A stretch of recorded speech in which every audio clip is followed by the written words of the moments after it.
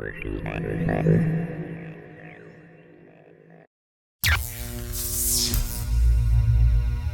right, well, welcome to another Let's Play.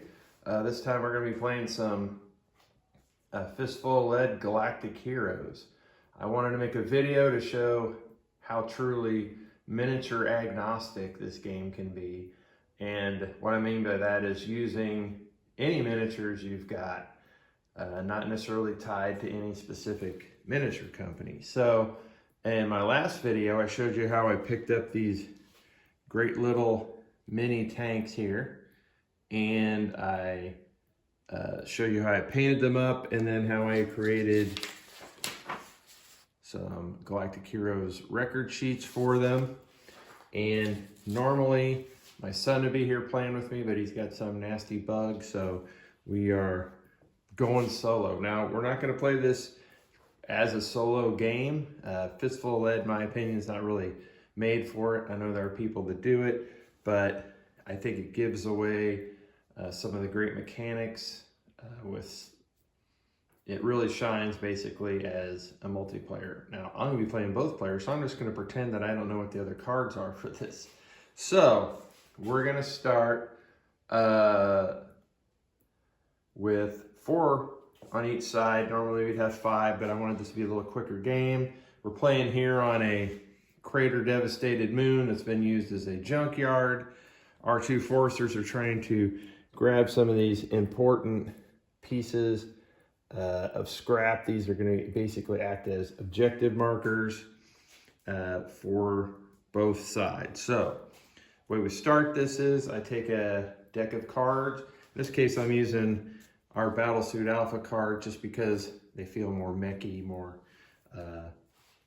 suited to the purpose, but essentially they're the same thing as the Galactic Heroes cards. So we start by dealing cards, 1 for each miniature on each side. So Team Green here got these cards. Team Tan got these cards. A lot of red. I didn't get a single black card. So we start out at Kings and work our way down. So that looks like Team Tan here is going to get a nice run before they have to take a break from, well, no, Green's got Queen in their hand too. So I am going to start out by using a King to activate. I get 2 actions. So normal movement at 5 inches per action. So I'm going to send out my leader here, Hammer, to get in position. He's going to move 5 inches. Got to make the tank noises for his first action, and for his second, he's going to get another movement, and he's going to sit here behind this pile of rubble here, waiting till he has line of sight. So we've got a lot of terrain here. That's because for skirmish level, I don't really think there should be more than 12 to 18 inches of clear before you get something that blocks it. It just makes having lots of terrain gives lots more options. So Team Tan has a queen, but Team Green also has a queen. So we break this up by suits. So a heart goes before a diamond. So Team Green will be going first. It's also a Queen of Hearts, which means he can repair a wound, or in this case, he can repair damage. He has it. I don't know anybody on that side that's been hit, so we're not going to worry about that. Use its special power. So getting down here, still don't have any clean shots, so I'm going to send Buzzsaw. He's going to make a run for this piece of terrain, piece of equipment over here first. And then my other queen card is going to be Thunder. He's going to make a beeline for this. So he's going to move there, And he's already on this piece of equipment, but he needs an action. I used 2 to get there, so I can't collect this yet. All right, Queens went, so Jacks, and Thunder here, or Team Tan has a Jack. This is a close combat Jack. Now in this case with tanks, we're gonna assume that's ramming, slamming into each other. Don't have anybody who can actually close combat, so I'm gonna send Torch, my flamethrower tank. He's gonna go buzzing right down the middle. Ready for action. All right, we did Jacks. That means we would be on 10s. Nobody's got a 10. So then we move on to 9s. And Team Green has not only a 9, they have an 8. So I'm gonna just have them go one right after each other. And we're gonna send 2 shots, Tommy 2 shots over here. He's going to zip around this side. So we're going to treat all this like rough terrain. The larger pieces are going to be impassable terrain, but these small little piles of junk, they can be crossed at half rate, but we're not going to mess with that right now. We're just going to try to drive around it. All right, my leader Hammer over here, he's going to move over here. Now, I'm going to stop just short because I don't want to get creamed over here, but he's going to line himself up for a shot there and hope that he gets a card next turn before the other side. So we don't have any 7s, 6s, 5s. We drop all the way down to 4s, and Team Tans got their last card as a 4. Nothing special about a 4. We're going to take Smasher, and he's going to come down around this way. Try to end around this side. End around. There we go. And final card, Team Green has a 3, known in Fistful Lead as the worst card. Why? Because it's the way down the line. It doesn't actually have any special abilities like, say, a 2 would. Now, he's a good sit back and pound people, but he doesn't have any kind of, he doesn't have a visual yet. However, we're going to say that because they're in radio contact, he can call in the shot for this guy. So he's going to use his big artillery piece here. For games, for Galactic Heroes, we're just treating it like it's basically a missile launcher. So he is within 20 from center of base to center of base. That is long range for this weapon. Now this uses the blast template. We're going to be using this the small circle right in here. So I'm going to set it there as the place that I would like it to hit, right, sitting right on top of him. However, I could try to catch both of these guys. So that's what we're going to do. So I'm going to put it kind of right there. So there's going to be that little rock right there. It's going to be my center point of impact. Now, our range fighter, or Long Tom here is a range fighter. So instead of using a D10, he uses a D12 to shoot. So I'm going to get out my trusty D12. Normally a long range shot would be an 8. However, he does have visual, so he has a -1. So he's going to need a 9 to hit there. He got an 11, so it was directly on target. Blam! Now we roll, because both of those are underneath there, we roll to see what happens to either one of them. This is going to be nasty because it's a D12, right? So for this guy, we're looking at 3. That is a shock marker on him. Now, we could clutter up the battlefield and drop some of these. Instead, I'm just going to put it on their sheets to remind me that he has a shock on him. And then we're going to roll for the leader over here. hammer.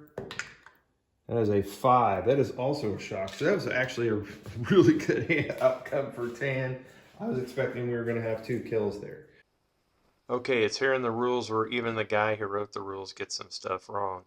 So when you take a shock and you're out in the open, your miniature has to fall back at least 1 move. I forgot to do this here, and through the rest of the video, I'll also forget to do it. So keep that in mind.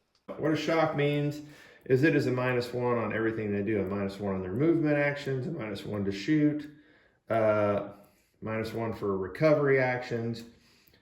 If we build up too much shock, we're of course going to get to a point where we can't move. It's going to be really hard to hit things, so we'll have to try to recover from those. That takes an action at the beginning of your turn. It's to be the first thing that you do. With shock, it's elective whether you want to do it. And we'll get into the 3 options you have to try to get rid of shock here in just a moment. So all the cards have gone. So we're going to take the deck, take the cards that were discarded. We're going to put them into the deck. We're going to start a new shuffle. And again, 4 cards for each side.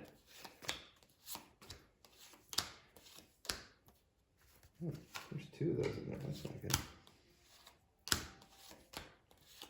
There we go. All right, so my team green is going to be over here, over here. Look at all those queens.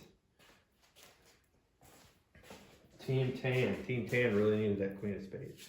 All right, so Team tan gets to go first with their king of clubs.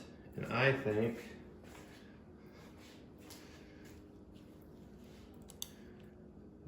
should I shoot first or should I try to grab? Let's just do this. We're going to use an action and we're going to pick this up. He's now loaded that into his vehicle.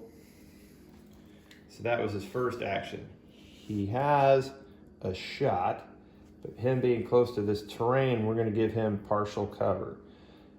His gun here is basically we're treating it more like a rifle as you would in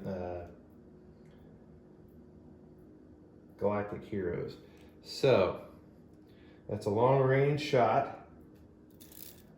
He has a so it's an 8 or more. He's in cover, which makes it a 9 or more. Now, Thunder here is a dead eye, so that means he gets a +1 to hit. So that little bit of cover is going to wash. So we need an 8 or above with 1 shot. Boom, 6. Pink! Hit some trash there and misses. All right, so we go to queens. All the queens seem to be here on the green side.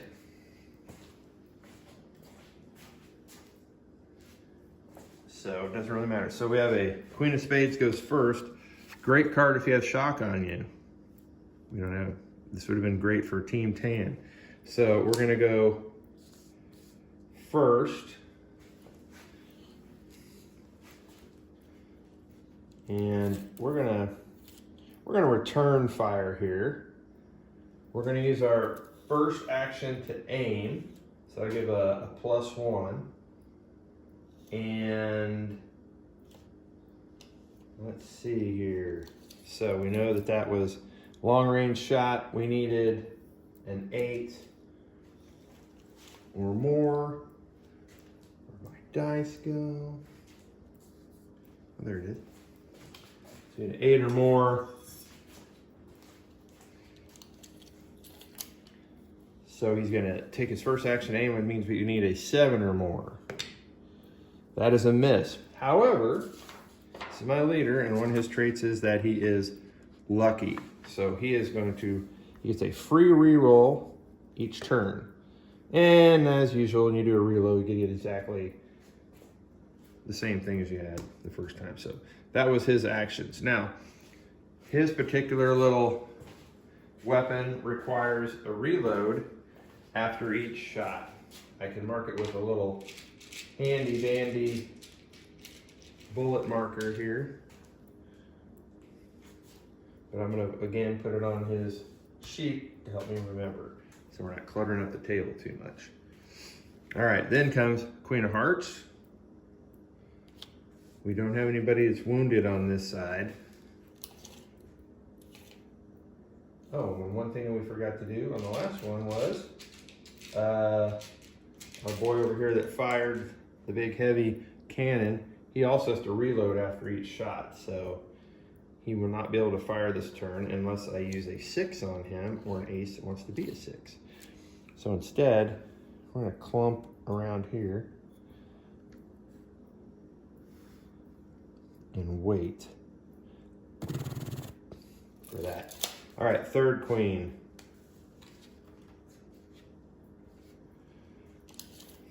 Let's send, we're gonna send him over here. One action to get there, another action to pick it up. So Buzzsaw has picked up an objective for their side. All right, whole lot of queens this went. We don't have any other face cards over here. The highest card for Tan is a 6, which is an auto reload, which none of their guys have required to reload after each one. So we are going to choose, you know, let's let loose here with our boss. Hammer here is gonna let loose a salvo of missiles. Now, again, we're using the template. There's no one really else around there, so we're gonna center it directly on him, and we're gonna fire. Now, this is a short range shot for him, so he only needs a 5 or more. And he gets a 9, so direct hit, boom. His special missiles have a +1 on the damage, so I get to add 1 to this roll. A 4 becomes a 5. So that is shock. Now you'll notice that we are not using armor rolls in this because I'm just assuming that these tanks have the ability to penetrate other tanks' armor. So we're not making any kind of armor rolls for this. So Buzzsaw has a shock on him now. That was his first round, or his first action. So he's gonna take another one, he's gonna fire again on top of Buzzsaw. Same thing, needs an 8, or needs a 5, got a 7, there's a hit. See what happens. Oh, 10 + 1, 11. Out of action.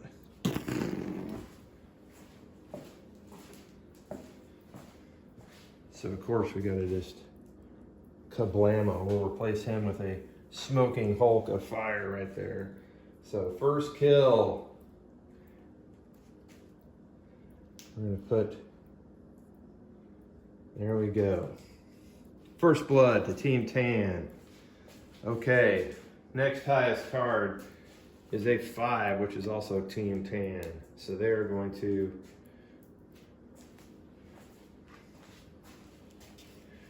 roll up here, a smasher. He's gonna move 5 and rotate his turret because it looks cool. And we're gonna fire at close range. He is a sniper, so he can re-roll his misses. Ooh, and I think we're gonna re-roll that 1 because otherwise he'd be out of ammo. So we're gonna roll again. There's a direct hit with a 9. See what happens. 9, also another out of action.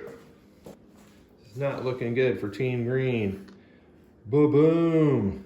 Now, what could we have done? We could have had Team Green, he could have rolled up and gone on Overwatch and waited for the inevitable Team Tan to come around and shoot. Instead, I went for, let's try to rush it and hope that next turn we get to go before him. That did not work so well. All right, last card for Team Tan gets to go again. Let's see here, we're going to take Torch here. He's going to go roll up here and he's gonna pick up 1. Now he can only move 4 inches because remember he is shocked. So that means he moves 1 less. So he moved up there, but he still had enough to get the objective. So Tan is done. That leaves Team Green, which has a 2. So 2 lets you roll 2 dice and pick one out of any one of your rolls that you have. Unfortunately, all I have left is Long Tom over here, so all he's going to basically be able to do, unless I want to move, but I think I want him to reload because we're going to need it. So he's using both his actions to reload his weapon. All right, so here we are. Turn 3.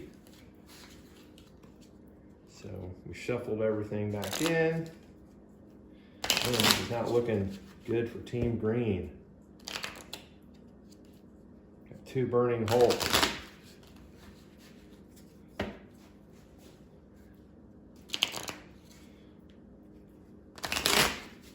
So 2 less guys means 2 less cards. So Team Green's only getting 2 cards this time. Team Green, although that looks like they're going to get to go first with the king. And then we've got no face cards for Team Tan.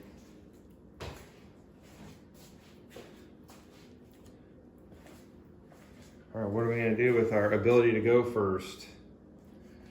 I think when you go on the offensive here, we're going to move 5 inches. Boom! Fire at close range. Let's do this. That is a miss, but however, he is lucky, so he can re-roll this, remember? That is a hit. You only needed 5 or more. Let's see what happens. Come on. 3. That is a second shock on our flamethrower tank, torch. If you get more shock than you have remaining wounds, and these all have 3 wounds, you will leave the table. So I know that left him out in the middle of nowhere, but you know, I gotta do my thing. But he can also see everyone on the table, so when his card comes up, he'll be able to boom, boom, shake the room. Okay, so we didn't have any other face cards, we didn't have any 10s. We go down to 9s. Both sides had a 9. Tie break is spades before hearts. So Team Tan is going to get to go first. And I think he's had enough of this. Now, he has the flamethrower, so that's where we use this teardrop right here. So if he had anyone behind him, he could catch anyone in here, but he's really only got this dude. So he is in this first part of it. There's a little line right there. So this is short range. So so he needs a 5 to hit him with the flamethrower. But he has 2 shocks on him. So instead of a 5, he needs a 7. And he does not get it. However, he did not move, so he could take that shot again with the flamethrower. That time he hits. Now, because he was in the first ring here, you probably can't see it on here, but there is a +1 right here. So he adds +1 to the damage roll. 5 becomes a 6. A 6 is a wound, so we're going to take a wound marker, in this case a damage marker, and we're going to put it on Hammer.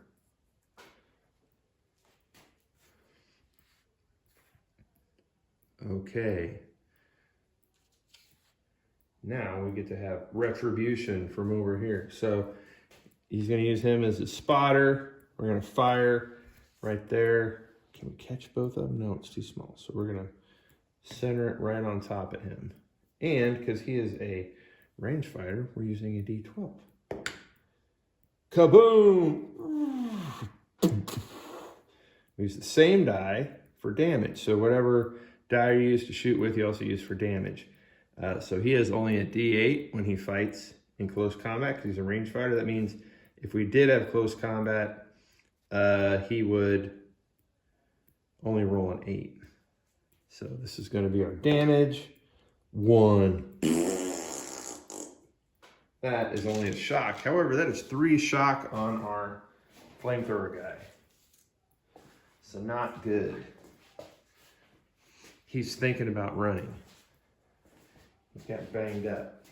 Okay, the next highest card, so Team Green's gone. So that leaves us left for Team Tan for our 3 guys here. So we've got our 3 around here. He's already fired, so I feel like this guy feels bold enough. He can just roll up there and start pounding. So he's gonna move 5 inches. We could squeeze through there. We're at close range. Kablam, kablam. Oh, there's a 10. That's definitely a hit. And here's what happens. A 3. So a shock marker. So that is 2 on, no, that is a shock and a wound on this fellow right here. That was his 2 actions. He moved and he shot. So we're gonna go, let's get him around here. There's 5. He's gonna line up for the shot around here. Oops. Let's keep facing the right way. Okay. Finally with 3, you know, I could, yes. Let's see here. So one of the things about this is he has limited ammo. He's fired twice already. He's only got 2 left. I don't want to take the chance that if I miss, this deviates, because if you miss with a blast weapon, there's a chance he could hit his own guy. So what I think he's going to do is just try to get out of shot, or he's going to try to head over here and try to not get shot at. So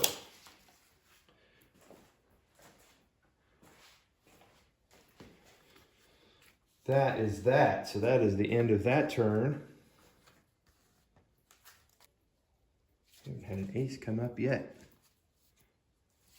Right. Only 2 again, and Tan still gets all 4. So does not look good with those cards for Team Green. Whereas, oh, we've got 7s and 2s, so they're going to be getting a lot of extra rolls. 7s allow you to re-roll dice. 2 allows you to roll 2 dice and pick the best one. So definitely Team Tan is going first. So I think he's going to let him have it right here. Their 6 will hit at close range. And a 7 will give him his 2nd wound. And then why not? Let's just blast him again. He's double barreled, so he gets, there's a hit. And there's the 3rd and final wound for our boss man over here. Kablamo.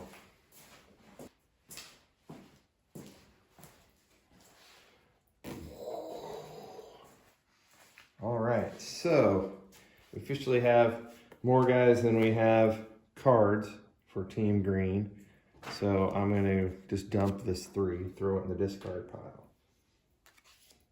All right, other 7 now goes to Team Tan.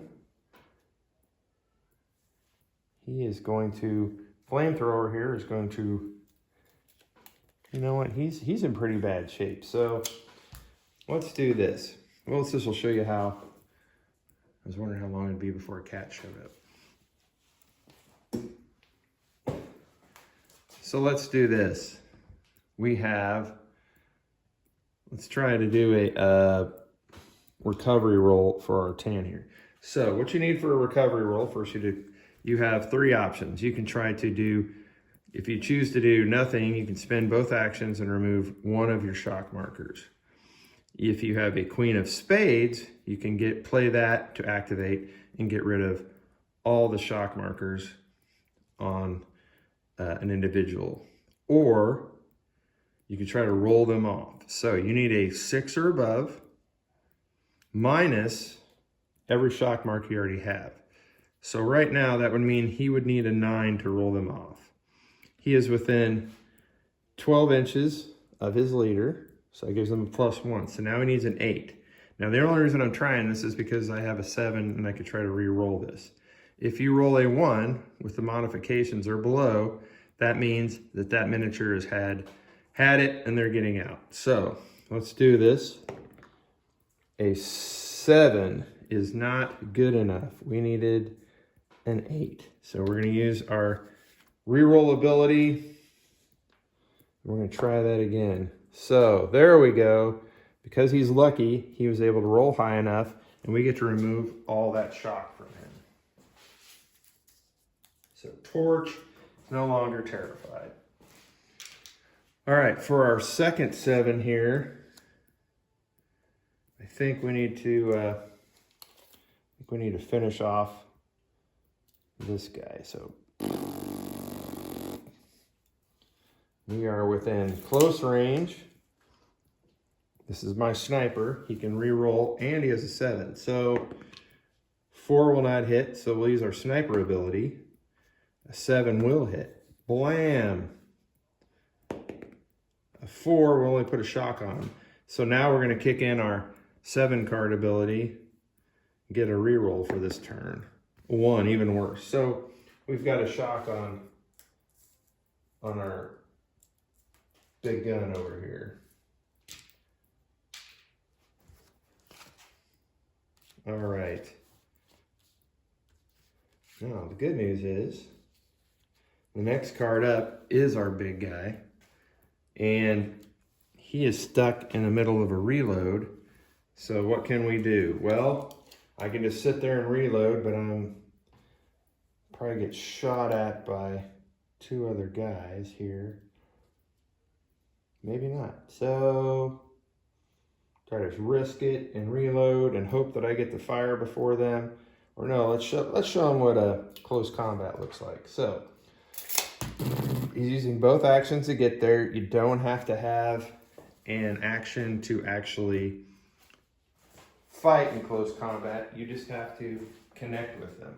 And you only in close combat once a turn unless you have a skill otherwise. So white, this is a simultaneous rule, looking for who gets highest. Red is going to be our tan, white is going to be our green. So, tan beat him, 4 to 6. He charged. So we move that up to a 7. So we look at the differential between the dice, which would be a 3. And then that tells us how much of a bonus we get to roll on the damage here. With a differential of 3, he gets to add 1 to the damage, which in this case is a 1 plus 1 becomes a 2, which is another shock on our tank. As winner, he has several options. He can push him away, thus putting them out of close combat. They can switch places, or they can stay right where they're at, locking him into place. Now someone's going to probably want to shoot at this guy, so he's going to push him back out of close combat. All right, that leaves me with my tan guys. Still get to go. He's gone. He's gone. We're going to send him over, pick up some more salvage here, and then he's going to move all 10. Well, no, he has a shock on him, so he can only go 4 and 4. So now they're coming around this way. All right, this is make or break for Team Green. Probably the last turn. Tan's already kind of won. They grabbed the most salvage. But they smell blood in the water, so they're going to come in here and go for the kill. All right.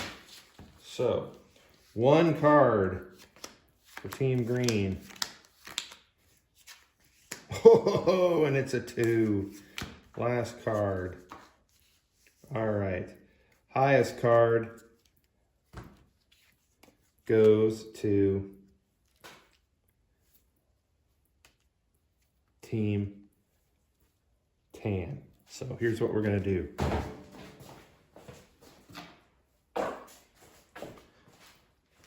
It is a close combat jack, so I could rush in there, slam into him. And the reason I'm doing that is because I get a bonus for the close combat jack. Long Tom here has 2 shock on him, so he'll have a -2 to his roll. And I'll have another bonus for being the initiator. So we're gonna do red for Tan. And thank God we needed both of those bonuses. So that goes up to 4. He had a -2. That drops to 2. With the differential of 1 or 2, that means no bonus on the damage roll. So we got the 3rd shock on this guy, and he's gonna shove him away. Okay, next highest card is a 10. So we are going to, this is really just here for show, so he's going to putter up here. Take this shot. Take this shot.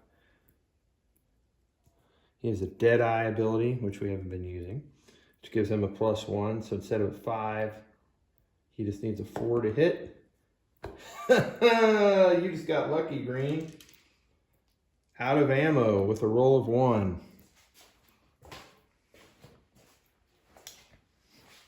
Clink, clink, clink. Means he fired away, but didn't manage to hit anything. All right. Last 2 we have are 7s.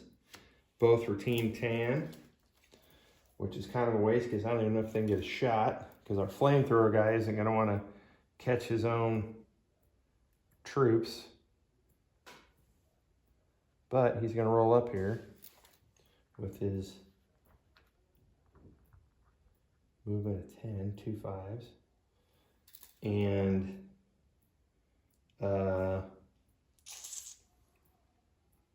let's see here.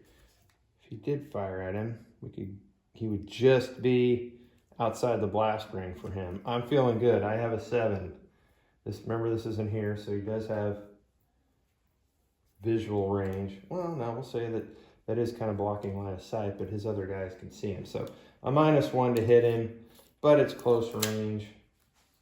So we're going to roll a D10. So normally need a 5 at close range, -1, needs a 6. He gets a 4, but remember we're activating on a 7. So we're going to try again. There's our hit. And we're going to see what happens to him. 7, another wound, or just a wound on him. Now, here's what happened. This guy started with 3 wounds. He just took a wound, which drops him down to 2. He has 3 shock on him. That's more shock than remaining wounds. So he's immediately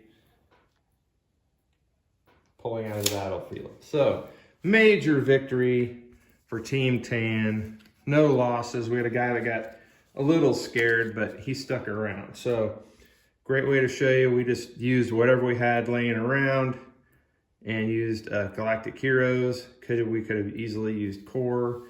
I just used Galactic Heroes because it's got some more fantastical weapons in there. And just a great way to show you, you can use any miniatures you got, stat them up easily, and put them on the battlefield. So thanks for coming by.